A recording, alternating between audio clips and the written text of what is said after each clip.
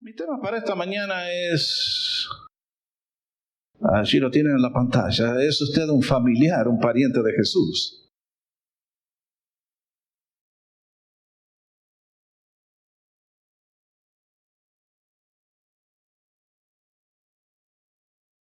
Señor, líbrame de mis amigos, que de mis enemigos me cuido solo. ¿Conocen ustedes ese proverbio popular? Tiene mucho de cierto, ¿no? Expresa que tantas veces aquellos que están cerca nuestro, en lugar de ser los que nos protegen y nos ayudan, son los que nos complican la vida y la hacen más difícil. Y mientras tanto, los enemigos, que son los que se suponen que no nos quieren y nos quieren dañar, son los que no nos causan tanto daño como aquellos que están cerca. Este proverbio prácticamente podría ilustrar lo que acabamos de leer en la historia del Señor Jesús. Uno sigue el relato de la vida de Él y a partir del capítulo 2 encontramos al Señor en controversia. Le encontramos con los líderes religiosos y le empezaron a cuestionar. Le encontramos con los líderes religiosos y en el relato le comenzaron a atacar de manera muy hostil, buscando destruirle. Pero de donde uno no esperaría el ataque, aunque ha sido motivado por el amor, es de su propia familia. Hasta el momento, la familia del Señor ha estado de parte de Él. Si ustedes siguen el relato en los evangelios y los ponen, los armonizan, los ponen uno al lado del otro, van a notar que acá estamos en el segundo año de ministerio del Señor Jesús. Y básicamente hasta aquí la familia del Señor ha jugado un rol así, medio expectante, pero no hostil, no están en contra de Él. Todavía están luchando con el misterio de quién es este ser. ¿Quién es este muchacho de 30 y algo de años que ha salido de un taller oscuro de carpintería en Nazaret y que ahora está haciendo las cosas que está haciendo? Hasta el momento, si ustedes leen el relato del primer año, cuando el Señor salió a darse a conocer en el Evangelio de Juan, encontramos que la familia le acompañó hasta aquella boda donde hizo el primer milagro. ¿Se acuerdan? En Caná de Galilea, donde transformó el agua en merlot. ¡Qué bueno! ¡Ah! ¡Qué poder que tenía el Señor! Y entonces nos dice que María y los hermanos estaban en esa boda, junto con todos los apóstoles. Pero ahora evidentemente el Señor se ha desplazado y vamos a la próxima. El domingo pasado les mostré esta transparencia, donde están allí los dos mapas, uno cerca del lago de Galilea, el otro con el mapa completo de la tierra de Israel. Y en este mapa que les marqué la semana pasada, la familia que vivía en Nazaret, un poquitito al sur allí, no sé si lo alcanzarán a ver, el Señor ha hecho de Capernaum, allí a la orilla del mar de Galilea, su centro de operaciones. Y es indudable que ha pasado a utilizar la casa de Simón Pedro como su cuartel general. Por eso nos dice que vino a una casa. El término es gráfico, no indica una casa común, sino al lugar donde él habitaba. Evidentemente la casa de Simón pasó a ser su centro de operaciones. Y ustedes y yo leímos juntos cómo la multitud, viendo los milagros, comienzan a pedirle al Señor su bendición y su ayuda. Y el Señor, compasivo como es, dio toda su energía y dio todo su tiempo y dio todo su esfuerzo para bendecir a todos. A nadie mandó con las manos vacías. Y entonces cuando la noticia llega a los oídos de la familia que está en Nazaret, que tienen que continuar su vida habitual, piensan, Jesús realmente está fuera de sí. Es alguien que está haciendo locuras, es alguien que se ha descontrolado. Y creo que su madre, como buena madre, está buscando el bien de su hijo. Está buscando que no se mate, que no se desgaste, que no queme la vela por las dos puntas, como decimos, porque ustedes saben, si prenden una vela por las dos puntas tenemos el doble de luz, pero la mitad de tiempo. Y la preocupación de María, evidentemente es una buena preocupación, está buscando que Jesús pare, se detenga, coma, se cuide y haga las cosas bien a largo plazo.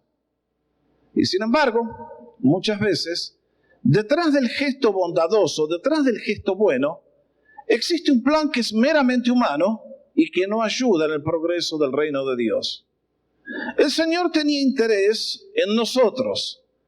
Y cuando aquella multitud vino hasta Él, a buscarle, el Señor se entregó en compasión en forma completa y les dio todo su tiempo, todo su amor, con tal que todos recibieran el toque milagroso de su mano. Y es esta acción del Señor lo que engendra lo que pasó. Ahora ustedes notan bien, ¿quiénes vinieron a buscarle al Señor? Su madre y sus hermanos. Y quiero pasar a la próxima, por favor. Ahí estamos, gracias. Porque alguien me va a decir, y la madre y los hermanos del Señor. A mí me enseñaron de chiquito que la Virgen, después que dio a luz a Jesús, ahí se quedó y se fue al cielo porque era virgen. ¿Cuántos que escucharon esa teoría? Si usted se crió en la iglesia romana, usted era un dogma que le enseñaban a que lo tenía que creer.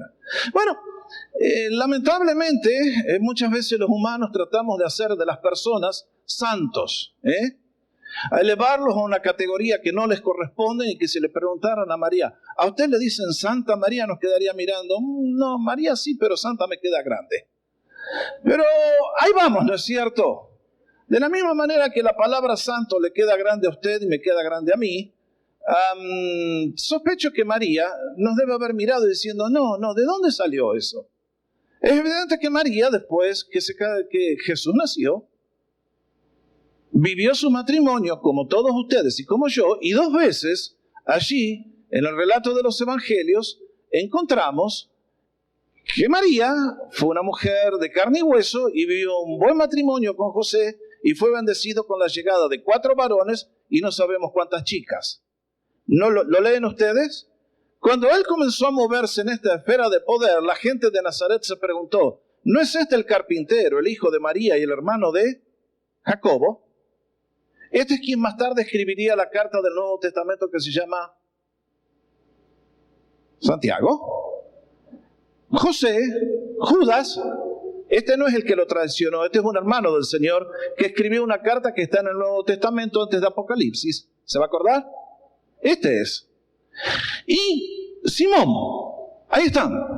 Así que estos son los seres queridos que vienen a buscar al Señor. Vienen preocupados por Él.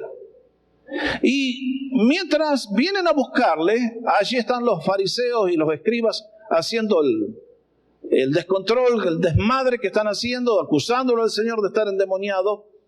El Señor silencia y entonces ustedes y yo encontramos en este relato increíble que el Señor, viendo que le traen la noticia de que su madre ha venido, entonces responde con estas palabras inmortales. Mirando a los que tenía frente a él, es que lanza la pregunta, ¿quiénes son mis madres? Mi hermano, mi hermana. Son estas personas que están frente a mí. Son aquellos que están dispuestos a hacer la voluntad de Dios. Jesús nos introduce a un mundo nuevo, de que lo importante para Dios no es cuestión de vínculos familiares, no es cuestión de sangre, sino realmente personas, hombres y mujeres, que están dispuestos a entrar en un discipulado y a cumplir un plan de acción que Dios ha escogido para ustedes y para mí desde la eternidad. Es por eso que mirando a estos hombres, y noten bien quiénes están delante de Él, son hombres y mujeres, al igual que ustedes y que yo, con pies de barros, cuerpo de carne, fallidos, falibles, y que sin embargo, Jesús veía en ellos un corazón decidido, valiente, dispuestos a hacer la voluntad de Dios, a seguirle, y un día ser aquellos que habrían de impactar al mundo con el poder del Espíritu que vendría sobre ellos. Y cuando Jesús nos dice, los que hacen la voluntad de Dios son mi Padre, mi hermano, mi hermana, nos presenta un tema que para ustedes y para mí debe ser muy importante. Porque después de todo, la pregunta ¿es usted un pariente de Jesús?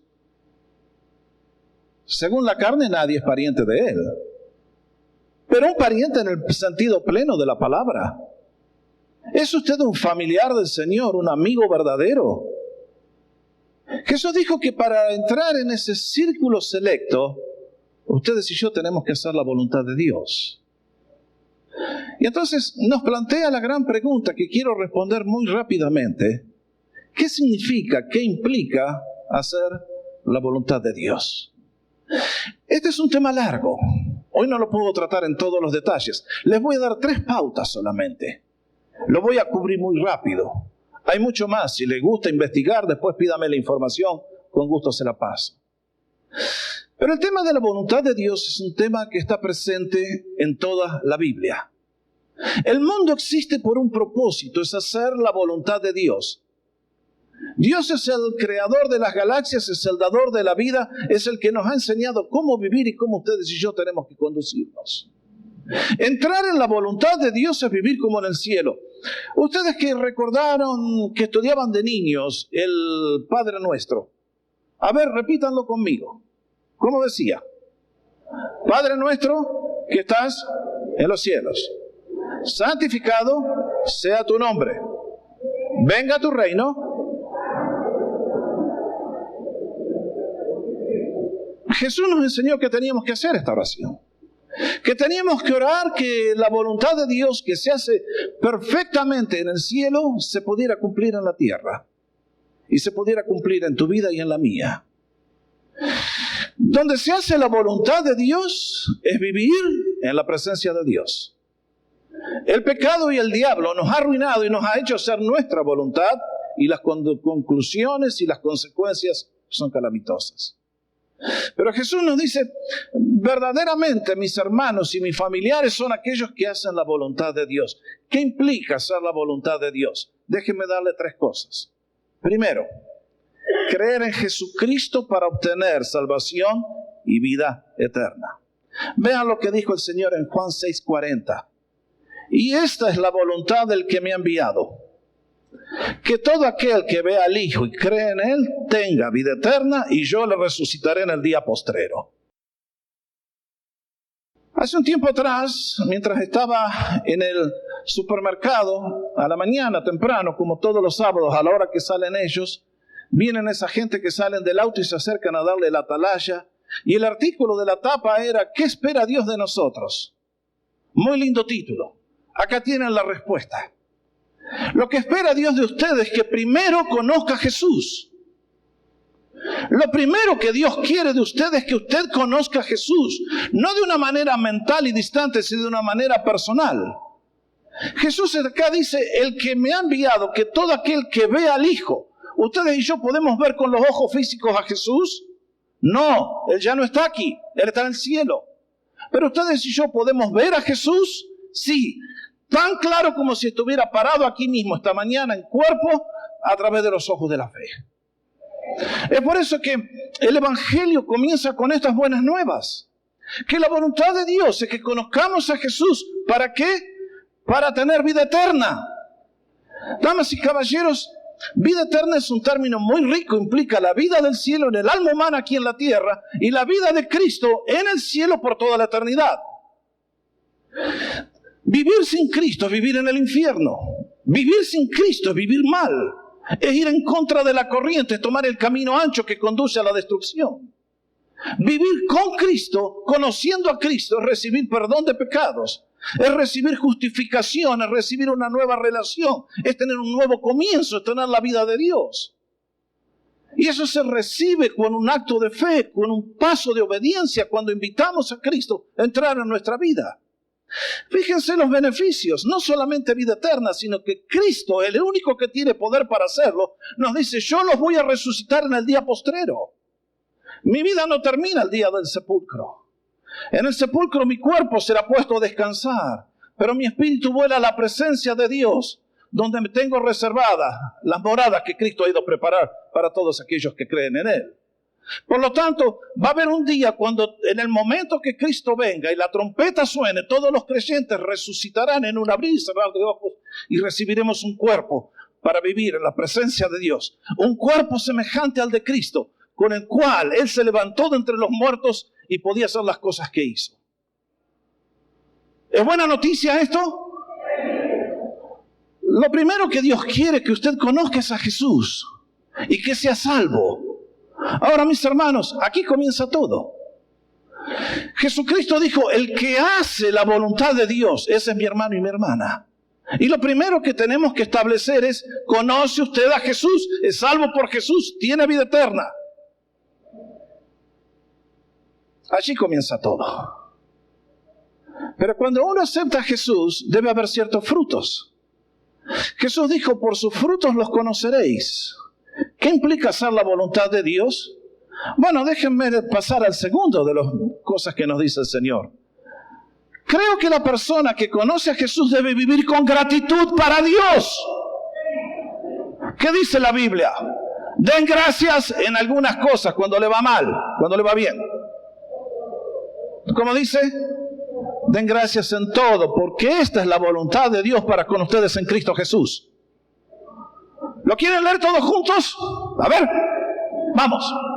Den gracias en todo, porque esta es la voluntad de Dios para con ustedes en Cristo Jesús. Amén. Mis hermanos, no hay mejor indicación de un cambio en el corazón que el lenguaje que sale de nuestros labios. El domingo pasado les decía, si ustedes pinchan un coco, si ustedes pinchan un limón, sale... Perdón, familia, ¿ok? La única familia que no sale jugo agrio es la familia Limón que tenemos acá. De ellos sale jugo dulce y muy bueno. Pero ustedes saben,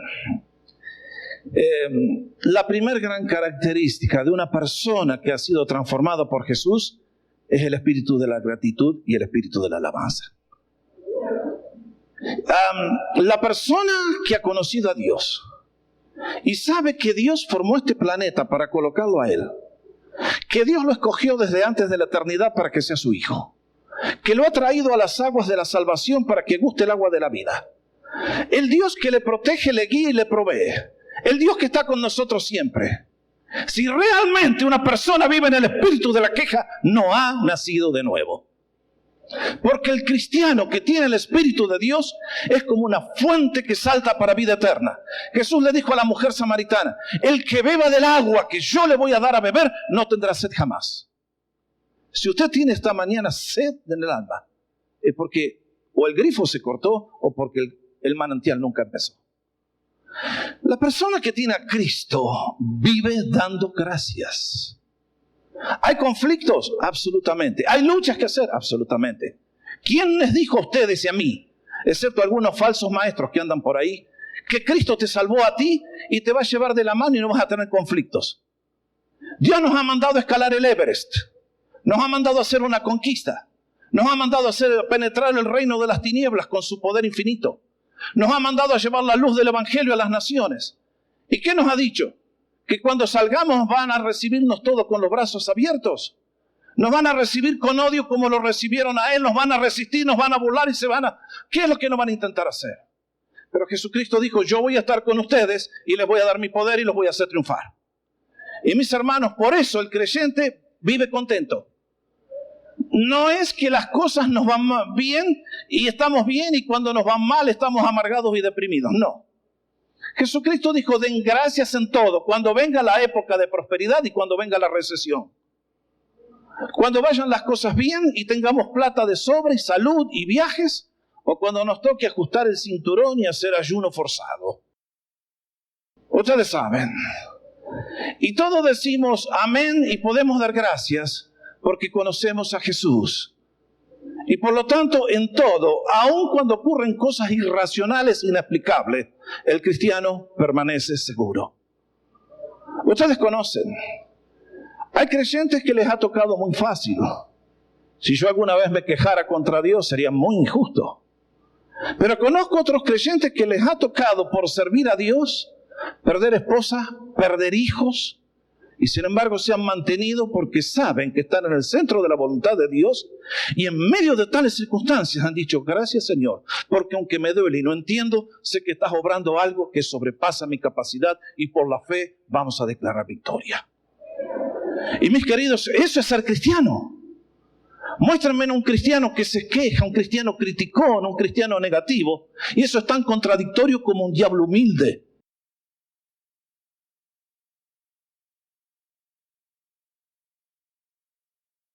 Alguien dijo correctamente, cuando oramos, obramos como hombres. Cuando alabamos y damos gracias, obramos como ángeles. A ver, dígale al lado, al que está al lado, dale gracias al Señor así sos un angelito, a ver. Den gracias en todo, porque esta es la voluntad de Dios para que ustedes, en Cristo Jesús. Sí, ya me imagino. Apenas salgo, viene alguien y me dice, pero pastor, esa vieja. Oiga, ¿será posible que esta semana intenten, aunque sea por una vez, dar gracias por algo? A esas personas tan ruines y malas que están en su hogar y que lo tienen que aguantar a usted. Demos gracias, queridos. Es una actitud que todos tenemos que cultivar. Es algo que todos tenemos que aprender, a ser agradecidos. La gente que se queja repele a todos. Aleja a los amigos, no es lindo tratar con ellos. Si usted conoce a Jesús, dé gracias en todo. Esa es la voluntad de Dios para usted en Cristo Jesús. Tercero, vivir una vida de servicio. Ahora se pone, ajustense los cinturones que acá entramos en zona de vientos y tempestades agudas. Jesucristo nos vino a servir por amor. ¿Él lo necesita a usted en el cielo? No, no creo. Si ustedes y yo no llegamos allá, Él es Dios. Él no necesita de usted y de mí. Él no necesita de nadie. Él es dueño de las galaxias, es dueño del oro del mundo, Él tiene todo. Pero cuando ustedes y yo aprendemos del Señor, notamos que Él, siendo el presidente de la nación, y no teniendo ninguna obligación de venir acá, vino a servirnos a ustedes y a mí por amor. La noche antes de ir a la cruz, los discípulos estaban peleando. ¿Qué estaban discutiendo? Eran todos argentinos. Estaban discutiendo quién era el mayor, quién era el más importante, el mero mero. Y Jesús, tomando una toalla, hizo el trabajo de un esclavo y le lavó los pies y les dijo, bienaventurados son si aprenden a hacer lo que yo les he demostrado con el ejemplo. Mis hermanos, muchos cristianos son salvos, son muy agradecidos, pero hacen ninguna diferencia sirviendo a Dios. Esto es trágico. Hay muchas personas que en el día de hoy están sentados en la tribuna, miran el partido, pero no se involucran en la acción. Piensan que ser cristiano es venir a sentarse a la iglesia, escuchar un sermón, salir de aquí y no hacer absolutamente nada con todo lo que se ha hablado. Eso es trágico. Eso es ser un filósofo de la religión. Eso no es ser un cristiano. Los fariseos conocían la Biblia de memoria, pero no vivieron bien. A través del apóstol Pedro, el Señor nos dice, porque esta es la voluntad de Dios, que haciendo el bien, hagan callar la ignorancia de los hombres insensatos. ¿Hay mucha gente insensata en este mundo? ¿A quiénes llama Dios insensatos? A los que no le conocen a Él. Los llama con un término mucho más fuerte, necios. Porque necio es decir 2 más 2 más 2 más 2 igual 0. E ir contra la lógica y contra lo que es coherente, contra lo que apela a ustedes y a mí.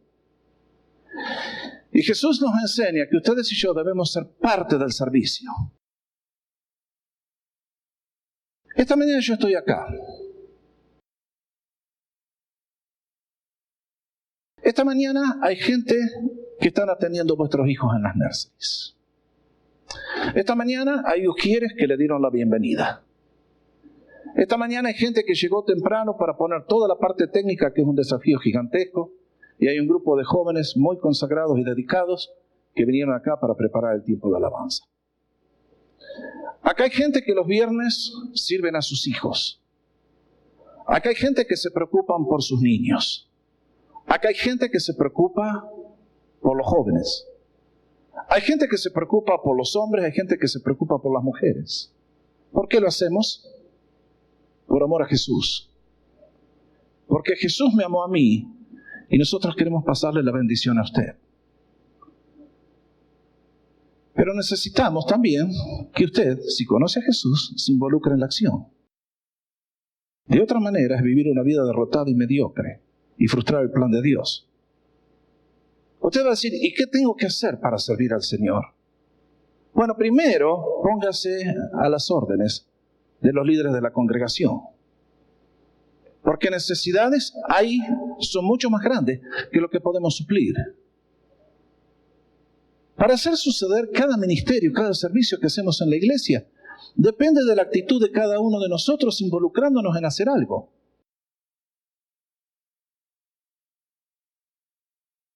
Y cuando ustedes y yo servimos, y lo hacemos con alegría, impactamos la sociedad. Ahora, yo sé, en el mundo, servir es una desgracia. Los valores del mundo son, cuanto más me sirven a mí, más exitoso soy. ¿No es así? Yo soy el dueño de la corporación y tengo 4,000 empleados. ¡Qué lindo! Sos exitoso. La vez pasada visité un restaurante y ahí estaba el dueño y los meseros le tuvieron que servir a él la comida. Y uno ve todas esas actitudes. Un día estaba allá en Texas y vaya, allá al sur de Texas venían todos los ricachos de Monterrey. Y no quiero de ninguna manera hacer una crítica a los ricachos de Monterrey, pero les cuento lo que pasó. Allí vino una señora con su sirvienta y entró al agua y se sacó la ropa que le cubría y la chica la tuvo que acompañar hasta la punta ahí donde empezaba el agua y la dejó parada y le dijo, tomá, teneme esto, mientras ella se iba a bañar. Eso es tener sirvientes. En la casa de Dios no corre eso. Si usted viene acá y le están cuidando a los hijos, espero que usted, a los que le cuidan los hijos, para que usted escuche el Evangelio, vaya y les diga gracias hoy cuando termine. ¿Puede ser? A los que cuidan sus niños abajo y le están enseñando la palabra de Dios, ¿alguna vez les dijo gracias?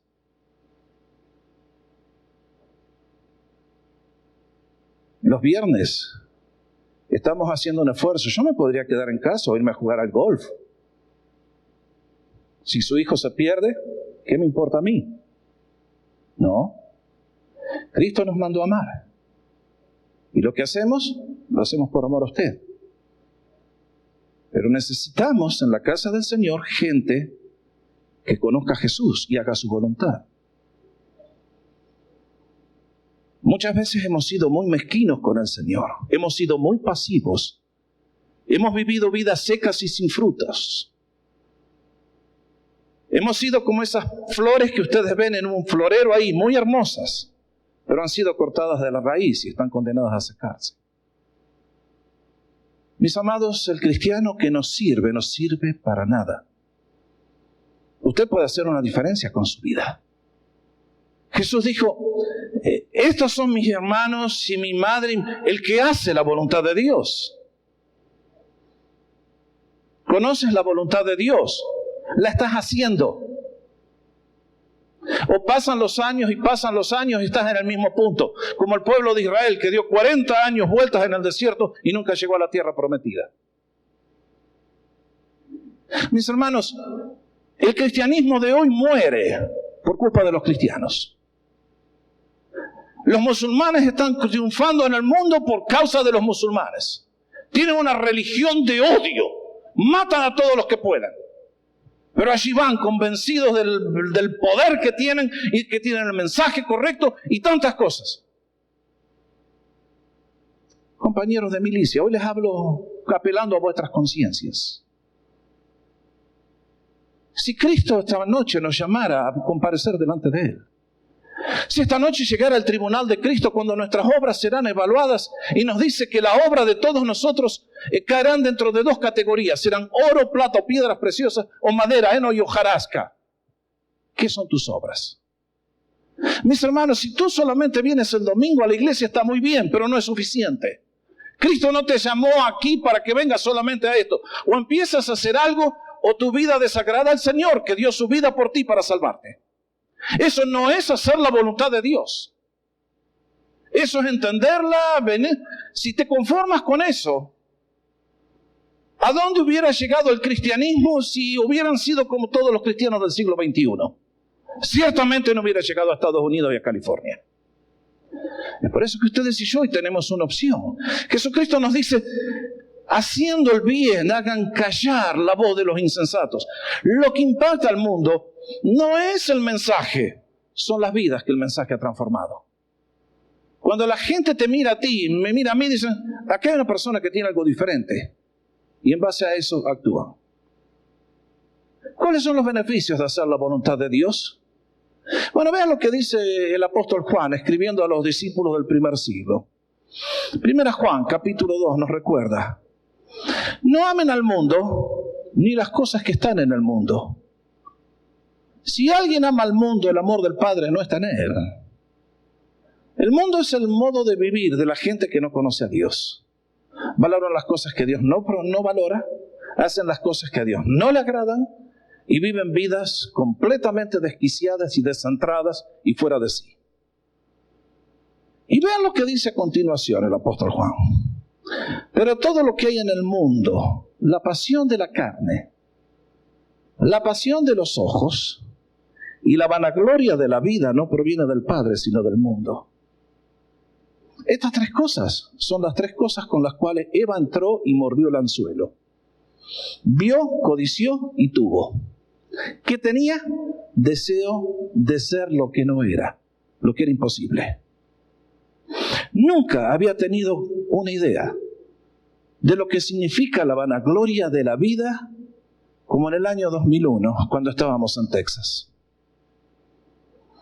Para ese invierno, mis padres que vivían en Canadá, allá está papá todavía, mamá ya está con el Señor, pero en aquel año estaban los dos todavía. Dijimos, vamos a traer a los abuelos a que pasen el invierno en Texas, que es mucho más misericordioso que Canadá. Y así fue. Y entonces, para hacerles la historia, con nuestra situación dijimos, bueno, lo mejor que podemos hacer es alquilarles un departamento. Fuimos a un departamento nuevecito que se acababa de abrir el edificio, hicimos el contrato por 6 meses porque ellos iban a estar ese tiempo, y todos los amigos que teníamos alrededor nos dijeron, Jorge, te ayudamos con el juego del dormitorio, con el juego del comedor, te ayudamos con todas las cosas. Entonces la gente, todos los amigos que teníamos, nos amueblaron al departamento completo para ellos, menos la cama. Y después de hacer todas las opciones, analizarlas, dijimos, vamos a alquilar una cama para los abuelos. Y entonces nos fuimos a Aaron Rentals. Gran negocio ese. Llegamos allí y encontramos lo que esperábamos encontrar. Esperamos camas, encontramos televisores, computadoras, plantas de plástico, todo para decorar todo. Muy lindo. ¿Yo les conté esta historia antes? Nunca les conté. Qué interesante. ¿Cómo me la guardé tantos años? ¿Saben lo que me llamó la atención? Es que allí había una vitrina llena de anillos, aretes, pulseras. Una gran variedad. Y entonces en el momento de firmar le digo, díganme, ¿ustedes alquilan estas cosas? Es lo que más fruto nos da, dice. ¿Y cómo funciona? Sí, todas las viejas, el sábado a la noche, para ir a la fiesta, para aparentar lo que no son y lo que no tienen, vienen y se alquilan brazaletes de oro y aretes de lujo y esto y lo otro. Y uno dice, ¿será posible? Eso es la vanagloria de la vida. Y así vive un porcentaje elevadísimo de la sociedad. Viviendo en las cosas que no sirven, que no duran, engañando. ¿Es posible vivir así? Así vive el mundo. Así vive la gente sin Dios. Haciendo las cosas que qué felicidad les traen. ¡Ay, el sábado a la noche! ¡Qué maravilla que soy! Después el lunes cuando voy al trabajo voy a pasar el trapo en el baño. Bueno. Con todo respeto a los que trabajan limpiando porque es una honorable profesión. Créanmelo, hermanos. Yo también lo hice y no me siento avergonzado de decir que también un día, cuando era estudiante, pasé el vacuum en los pisos y lavamos baños. Pero mis hermanos, qué mal que vivimos. Es por eso que el apóstol Juan nos recuerda, el mundo pasa y también sus pasiones. Pero el que hace la voluntad de Dios permanece para siempre. A mí me llama la atención cómo en este mundo la gente trata de que su nombre sea recordado, sea valorado. Los políticos, ¿qué es lo que no hacen? Construyen bibliotecas para que la gente pase por ahí una vez más y digan, oh, fue construido por fulano de tal. Hacen, y la carretera se llama con sus nombres, o el puente. Acá el Señor nos da una opción mucho mejor. Hagamos su voluntad. Y cuando se escriba la historia humana, allá, cuando la recompensa venga a los creyentes, tu nombre será un nombre de gloria. Porque has servido a Jesús, y aunque hoy nadie te dé las gracias y nadie te recuerde, el Rey que está registrando todo un día te recompensará. Creo que a veces el espíritu que tendríamos que tener ustedes y yo es como el de este caballero que les voy a mostrar la foto. ¿Lo conocen a ese señor? ¿No saben quién es? ¿No hay idea?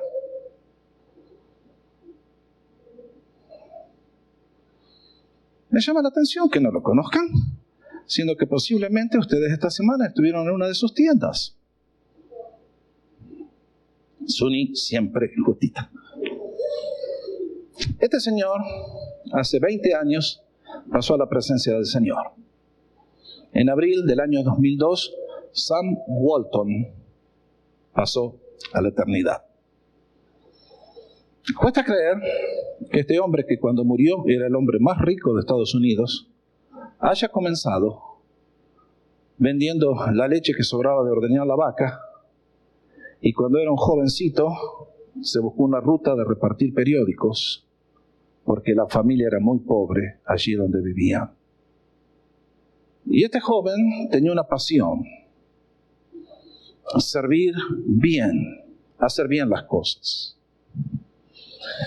Él fue el que se compró un día un store, después lo transformó y después comenzó el primero de los Walmart. Cuando murió era el hombre más rico del mundo. Detrás de él había 1963 Walmarts que facturaban en aquel entonces $50 billones. Eso es más grande que toda la deuda externa de varios países nuestros. Sam Walton, si ustedes leen su biografía, es una biografía inspiradora. El hombre era cristiano. Pertenecía a la iglesia del Señor, la iglesia presbiteriana en este caso. Y nos cuentan que los sacrificios que hizo para levantar esto que sería un imperio mundial era notable. Nos cuentan que nunca paró en hoteles de lujos mientras iba de store en store buscando establecer las nuevas almacenes. Dormía en la pick-up que él manejaba. Y realmente cuando uno ve una historia como esta, dice, una persona en cortos 72 años se levantó de la miseria absoluta para llegar a ser el hombre más rico del mundo. Uno dice, ¡qué ejemplo! Y admiro a Sam Walton, porque realmente sospecho que lamento que no haya sido miembro de esta iglesia, así traía el diezmo para este lado. Me hubiera venido muy bien, pero doy gracias porque vidas así son las que nos muestran el camino. Porque uno dice, si alguien pudo poner toda su vida y su energía en levantar un imperio financiero y de servicio como son las tiendas que él construyó, uno dice, ¿cuánto más tendríamos que hacer ustedes y yo por amor a Jesús? ¿Qué pasa en nuestra vida? ¿Dónde está la pasión? Walton tenía 3 valores. Este era su credo. A ver si aparece en la pantalla. El primero era, ¿lo alcanzan a leer? Manténganse, aférrense a los valores que realmente hacen la diferencia. Los valores de Cristo, las cosas de la eternidad. Segundo, sigan su pasión, no el dinero. En cada corazón humano Dios ha puesto una pasión de hacer algo grande y tantas veces estamos distraídos por el dinero. Tercero, traten bien a la gente que les sirve. Con esos 3 criterios, Sam Walton levantó el imperio que levantó. Y uno dice, Señor, ¿y yo? El mismo espíritu que estaba en el espíritu de este hombre está en cada uno de nosotros si conocemos a Jesús. Y ustedes y yo podemos hacer una diferencia para el reino. Por eso concluimos con las palabras del Señor. ¿Cómo dice Marcos capítulo 3, el último versículo que leímos? Porque cualquiera, esto es, todos están invitados a hacerlo, que hace la voluntad de Dios. No el que la conoce únicamente. El que no la conoce no puede hacer nada. Pero el que la conoce puede saberla y no hacer nada. Dice, el que hace la voluntad de Dios, ese es mi hermano y mi hermana y mi pariente y mi familiar cercano. Y la pregunta es, ¿conoces tú a Jesús? ¿Cómo está tu vida de gozo? ¿Cómo está tu vida de servicio? ¿Te das cuenta que esta vida se escapa como el agua que se derrama y no puede volver a ser recogida? ¿Te das cuenta que los días vuelan? Y Jesús te dice, el que hace la voluntad de Dios, ese es mi padre, mi madre, mi hermano, mi tío, mi parienta, mi prima. Esta mañana la palabra de Dios llega a cada uno de nosotros. Y mi deseo es que podamos decir al Señor, Señor, gracias. Gracias que tú me das el privilegio de conocerte, de darte gracias, de servirte y que tú me consideras mucho más que un familiar de sangre. Me consideras tu hermano. Me consideras con un amor más grande que el que una madre puede tener por un hijo. Me consideras, Señor, tú eres increíble. Qué bueno que eres conmigo. Por lo tanto, confío en el Señor. Que si el Señor nos dijo, el que hace la voluntad de mi Padre, ese es mi hermano, mi hermana. Cada uno de los que estamos aquí en esta mañana podamos decir, amén, Señor. Aquí estoy. Heme aquí. Envíame a mí.